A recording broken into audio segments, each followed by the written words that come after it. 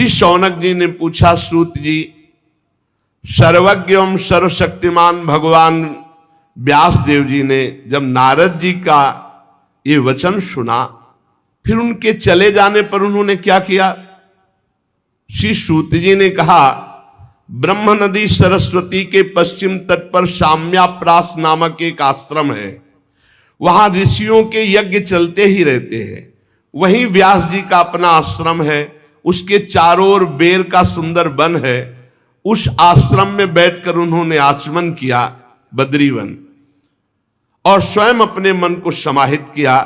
उन्होंने भक्ति योग के द्वारा अपने मन को पूर्णतया एकाग्र और निर्मल करके आदि पुरुष परमात्मा और उनके आश्रय में रहने वाली माया को देखा, जिस माया से मोहित होकर ये जीव तीनों गुणों से अतीत होने पर भी अपने को त्रिगुणात्मक मान लेता है और इस मान्यता के कारण भारी दुख भोगता है, जन्म मरण आदि। इस अनर्थों की शांति का साक्षात साधन है केवल भगवान का निरंतर चिंतन। पकड़ो, संपूर्ण माया से बचने का एकमात्र उपाय है निरंतर भगवान का भजन, निरंतर चिंतन। परंतु संसार के लोग इस बात को नहीं जानते हैं। यही कारण है कि उनकी दुर्गति होती है। बात पकड़ लो। इसीलिए बहुत सरल भावों से भगवान की महिमा, भगवान के सिद्धांत जिसमें भरे पड़े हैं, ऐसे श्रीमद् भागवत की संहिता की रचना की भगवान व्यास देव जी ने। इसके श्रवण मात्र से पुरुषोत्तम भगवान श्री कृष्ण के प्रति परम प्रेममयी भक्ति हो जाती है। जो निरंतर भगवान की भक्ति से हृदय भरा रहता है, उसका परिचय होता है कि निरंतर भगवत स्मरण परायण। भक्ति का क्या स्वरूप है? देवर्षि नारद जी ने बताया, तदर्पिता अखिलाचारिता तद्स्मरणेन परम व्याकुलते। हर समय भगवान के स्मरण में इतना मगन है कि स्मरण छूटने का आभास मात्र हो जाए तो परम व्याकुल हो जाए, और हर आचरण भगवान को समर्पित। यही परम भक्ति योग है। जो ये भक्ति योग धारण करता है तो उसका शोक नष्ट हो जाता है, मोह नष्ट हो जाता है, भय नष्ट हो जाता है, विकार नष्ट हो जाते हैं, वो निर्विकार हो जाता है। इस महान भागवत संहिता को अपने प्रिय श्री सुखदेव जी को पढ़ा, क्योंकि यही अधिकारी दिखाई दिए भगवान व्यास देव जी को। शौनक जी ने पूछा, सुखदेव जी तो अत्यंत निवृत्ति परायण है, वो आत्मा में रमण करते रहते हैं, उनको पढ़ने लिखने का ग्रंथ अभ्यास का कैसे भाव आ गया? 18,000 श्लोक पढ़े कैसे? वो तो अपने स्वरूप में रमण करते हैं। श्री सूत जी ने कहा, जो लोग वास्तविक ज्ञानी हैं, जिनकी अविद्या की गांठ खुल गई है, ऐसे आत्माराम पुरुष भी भगवान श्री कृष्ण की हेतु रहित भक्ति किया करते हैं, क्योंकि भगवान के गुण ही ऐसे हैं। भगवान के गुण बड़े बड़े सिद्ध आत्मारामों को भी आकर्षित कर लेते हैं। श्री सुखदेव जी तो भगवान के भक्तों के अत्यंत प्रिय और स्वयं भगवान वेद व्यास के पुत्र हैं। भगवान के गुणों ने उनके हृदय को अपनी ओर खींच लिया और वो विवश होकर के श्रीमद् भागवत का अध्ययन किया।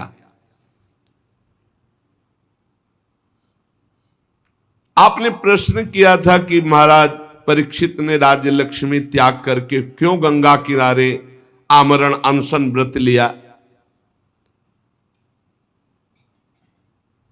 जिस समय महाभारत युद्ध में कौरव और पांडव दोनों पक्षों के बहुत से वीर वीरगति को प्राप्त हो चुके थे, भीमसेन की भयंकर गदा के प्रहार से दुर्योधन की जंघा टूट चुकी थी, तब अश्वत्थामा गया नजदीक और कहा, प्रिय मित्र, अब मैं तुम्हारा सेनापति हूं, तुम्हारी जरूर कमर टूट गई है, लेकिन तिलक करो, अब जितने बचे मैं पांडवों सहित सबका विनाश करूंगा। ऐसा ही हुआ। वो अपने स्वामी दुर्योधन का प्रिय कार्य समझकर जितने सो रहे थे सबको काट डाला था अश्वत्थामा ने। बहुत से वीर बचे थे, बहुत से वीरों को रात्रि में सोते समय सबको, धृष्टद्युम्न आदि सबको, और ये द्रौपदी के पुत्रों को पांडव समझकर काटा था। और ये भगवान ने बचाव पक्ष किया, पांडवों को उठा करके अपने शिविर की तरफ ले गए और वहां द्रौपदी के पुत्र सोए हुए थे तो समझा कि ये पांचों पांडव, क्योंकि ज्यों के त्यों वैसे ही महारथी थे, ये सोते हुए सबको काट डाला। द्रौपदी के 5 पुत्रों के सिर काट करके दुर्योधन के पास लाया और कहा मैं पांडवों का सर ले आया, देखो। तो उनका भीम का सर लाओ। तो भीम का सर, भीम के जो पुत्र थे उन 5 में उनका दिया, जेवी दबाया तो फट गया उनका। भीम का सर ऐसा नहीं होता। तब देखा कि ये तो पुत्र तो कहा है, तुमने तो हमारा सर्वनाश कर दिया, हमारे वंश का ही विनाश कर दिया। अरे हमारी दुश्मनी पांडवों से थी, तुम सोते हुए द्रौपदी के पुत्रों को क्यों मार डाला? बड़ी निंदा की अश्वत्थामा की। जेवी द्रौपदी को पता चला वो तो अत्यंत दुखी हो गई, उनकी आंखों में आंसू बहने लगे। अर्जुन ने उनको सांत्वना दी, कल्याणी सावधान, तुम वीर माता हो, पर मैं तुम्हारे आंसू तभी पोंछूंगा जब उस आताताई का सिर गांडीव धनुष से काट कर तुम्हारे सामने रखूंगा, तब तुम उस पर पैर रखकर अपने पुत्रों की अंत्येष्टि क्रिया करना। अर्जुन ने ऐसी बात कही। भगवान श्री कृष्ण से कहा चलो सारथी बनो और मैं कवच धारण करता हूं, और भयानक गांडीव धनुष की प्रत्यंचा चढ़ाकर गुरुपुत्र अश्वत्थामा को मारने के लिए दौड़े। अपराधी तो था ही, सोते हुए, ये वीर पुरुष का लक्षण नहीं, सोते हुए को नहीं, सावधान करके युद्ध करके मारा जाता है। ये तो बहुत निंदनीय कर्म। तो निंदनीय कर्म से बड़ा भयभीत था अश्वत्थामा। जब देखा कि भगवान श्री कृष्ण सारथी और रथी अर्जुन और गांडीव में प्रत्यंचा चढ़ाकर ललकारते हुए आ रहे हैं, तब प्राणों की रक्षा के लिए भागा। जहां जहां भागा वहां वहां भगवान श्री कृष्ण रथ को, उसने देखा कि अब तो मारा गया मैं, तो अपने बचाव के लिए एकमात्र साधन ब्रह्मास्त्र का संधान किया, द्रोणाचार्य जी द्वारा प्रदत्त। लेकिन ब्रह्मास्त्र संधान करना सिखाया था, वापस करना नहीं। इसको वापस करना अर्जुन को सिखाया था। योग्य शिष्य पुत्र से भी अधिक प्यारा होता है। ब्रह्मास्त्र लौटाने की विधि उसे नहीं मालूम थी, पर प्राण संकट आ गया तो तत्काल आचमन किया और ध्यानस्थ होकर ब्रह्मास्त्र का संधान किया। ब्रह्मास्त्र तुरंत प्रचंड तेज, अब तो सीधे अर्जुन की ओर ब्रह्मास्त्र।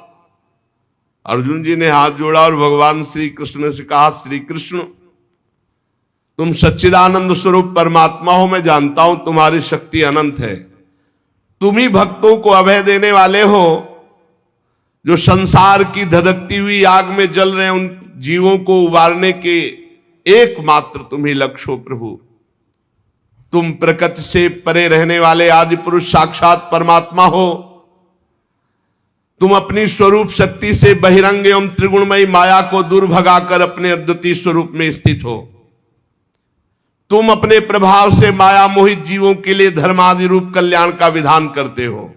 हे प्रभु, ये आपका अवतार पृथ्वी का भार हरण करने के लिए, अनन्य प्रेमी भक्तजनों की रक्षा के लिए, उनके चिंतन के लिए, हे सुप्रकाश पर ब्रह्म परमात्मा श्री कृष्ण, देखो ये भयंकर तेज मेरी ओर आ रहा है, ये मुझको बिल्कुल पता नहीं कि क्या है और ये क्या करेगा।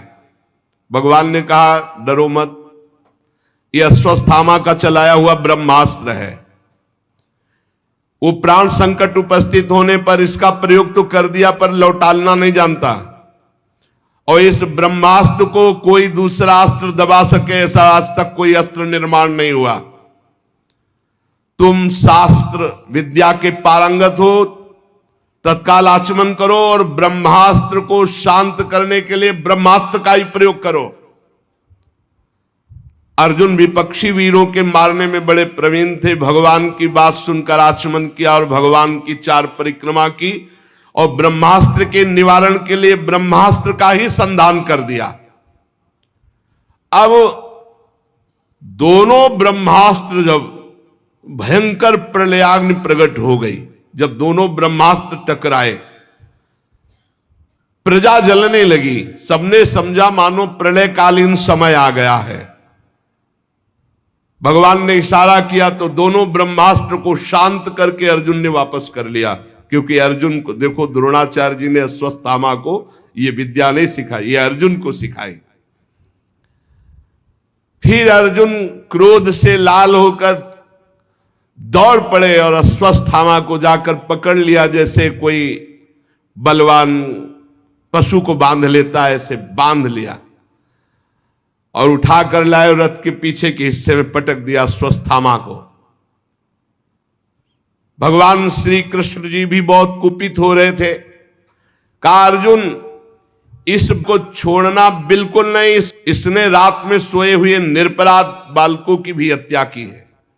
धर्मवेत्ता पुरुष, असावधान, मतवाले, पागल, सोए हुए बालक, स्त्री, शरणागत, रथहीन, पागल आदि को कभी नहीं मारते। महत अपराध है, ऐसा नहीं मारना चाहिए। और इसने वो सब कर डाला।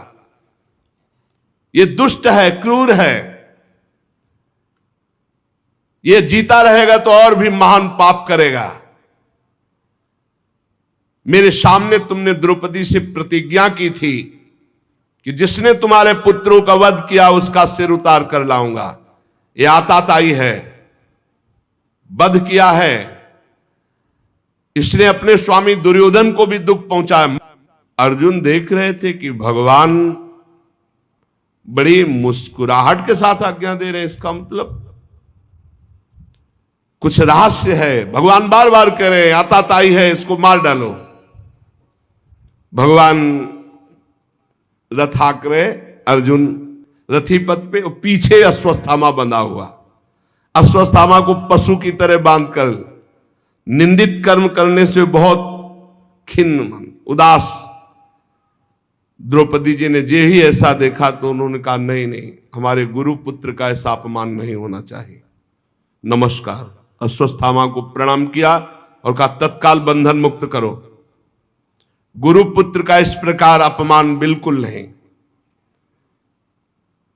हे अर्जुन, रहस्य सहित सारे धनुर्वेद, उनका उपसंहार जिन गुरुदेव ने दिया, वही गुरुदेव ही अपने आत्म पुत्र के रूप में विराजमान। हमको गुरु के समान इसका आदर करना है। द्रौपदी जी ने कहा, नहीं नहीं, जैसे मैं आज दुखी हो रही हूं ऐसे इसकी मां कृपी भी दुखी होगी। मैं नहीं चाहूंगी, छोड़ दो इसे, छोड़ दो। आर्यपुत्र, तुम धर्मज्ञ हो। गुरु वंश का कभी अपमान नहीं किया जाता। गुरु वंश की सदैव पूजा करनी चाहिए, चाहे जितना भारी पाप बन जाए। कभी दंड नहीं देना चाहिए, कभी व्यथा नहीं पहुंचानी चाहिए। मैं दुखी हो चुकी, अब मैं और किसी को दुखी नहीं करना चाहती। इसकी माता दुखी हो, ये मैं नहीं चाहूंगी। जो उच्छृंखल बलवान से भी, चाहे जितना बड़ा बलवान हो, यदि वो गुरुकुल का अपमान करता है, गुरु वंश का अपमान करता है, तो शोकाग्नि के द्वारा वो एक न एक दिन भस्म हो जाता है। द्रौपदी की बात धर्म और न्याय के अनुकूल थी, बिल्कुल कपट नहीं, करुणा और ममता से भरी थी। अतएव राजा युधिष्ठिर जी ने भी इन बातों का अनुमोदन किया। नकुल, सहदेव, सात्यकी, अर्जुन, भगवान श्री कृष्ण, वहां उपस्थित सभी नर नारियों ने द्रौपदी की प्रशंसा की। भीमसेन ने कहा कि ये सब बातें एक तरफ रखो। जिसने सोते हुए बच्चों को काट डाला, ना अपने लिए ना अपने स्वामी के लिए, बल्कि व्यर्थ में मार डाला, तुम सब हटो, इसे घूंसे से मार डालता हूं अभी। भीमसेन ने, भगवान ने द्रौपदी की भी बात सुनी, भीमसेन की बात सुनी। अर्जुन की तरफ देख करके कहा, भगवान श्री कृष्ण बोले, अर्जुन मेरी दोनों आज्ञाओं का पालन करो। द्रौपदी की भी बात रह जाए और भीम की भी बात रह जाए। शास्त्र में 2 आज्ञा है, आताताई को मार डालना चाहिए कोई भी हो, और एक आज्ञा है कि कितना भी पतित नीच हो पर ब्रह्म ऋषि की हत्या नहीं करनी चाहिए। मेरी आज्ञा का पालन करो। अर्जुन भगवान के हृदय की बात ताड़ गए, तलवार निकाली, वह अश्वत्थामा के सिर के बाल मूड़ दिए, ब्रह्ममणि थी उसको निकाल लिया। श्रीहीन तत्काल हो गया, ब्रह्म तेज रहित हो गया। रस्सी से उसके बंधन खोले और अपमानित करके निकाल दिया। जा, तुझे जीवन दान देते हैं। ये सबसे बड़ा अपमान मृत्यु तुल्य ही होता है। मूड़ देना, धन छीन लेना, कठोर वचन करके धक्का कर मारकर बाहर निकाल देना, यही मृत्यु तुल्य दंड भी है और मारा भी नहीं, दोनों बातें हो गई।